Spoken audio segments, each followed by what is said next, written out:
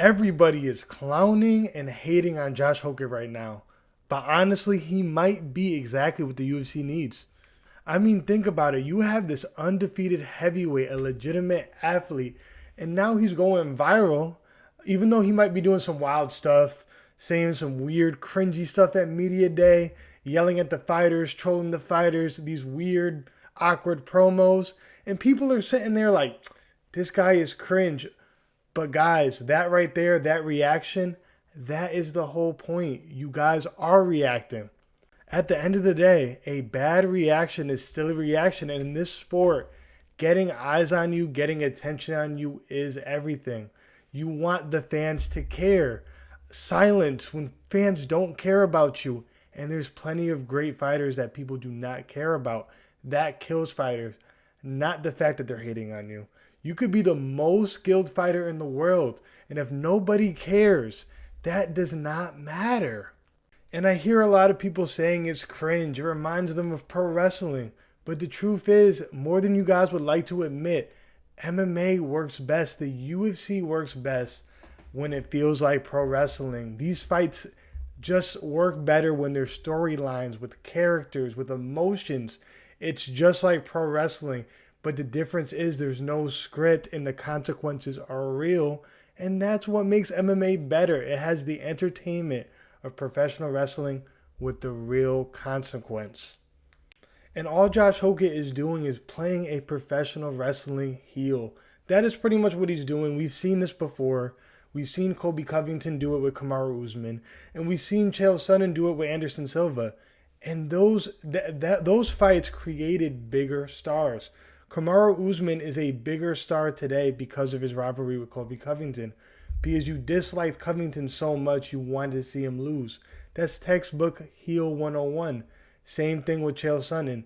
Is some of it cringy? For sure. But you need emotion in these fights because emotion drives passion. Passion drives fans to want to watch the sport. That's just, it is what it is. It coincides together. Because the fact of the matter is, you do not need the fans to like you. You just need them to feel something towards you. Because when the fans actually feel something, they're actually mentally and emotionally invested and care about who's going to win the fight. And that's better for everybody who's an MMA fan. And big personalities coincide with fans being passionate.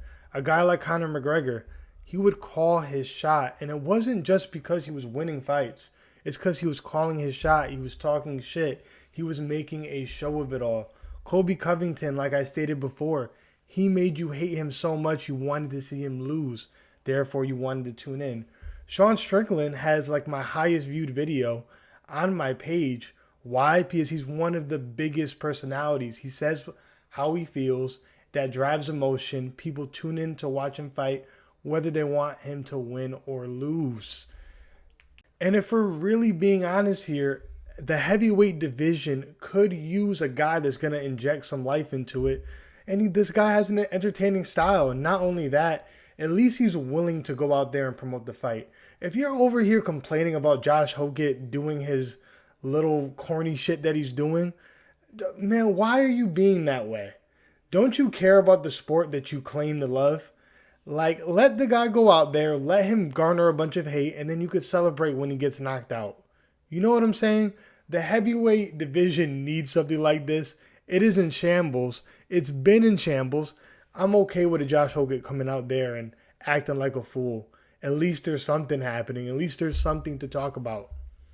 Y'all might think it's cringe, but at least, like I keep saying, at least you're talking about him. He's getting attention. He's creating reactions.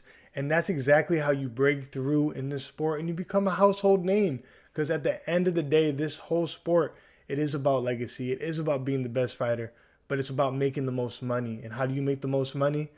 You don't sell pay-per-views no more, but you get the most eyes on you as possible while creating a personal brand. And I think Josh Hokit is doing a great job.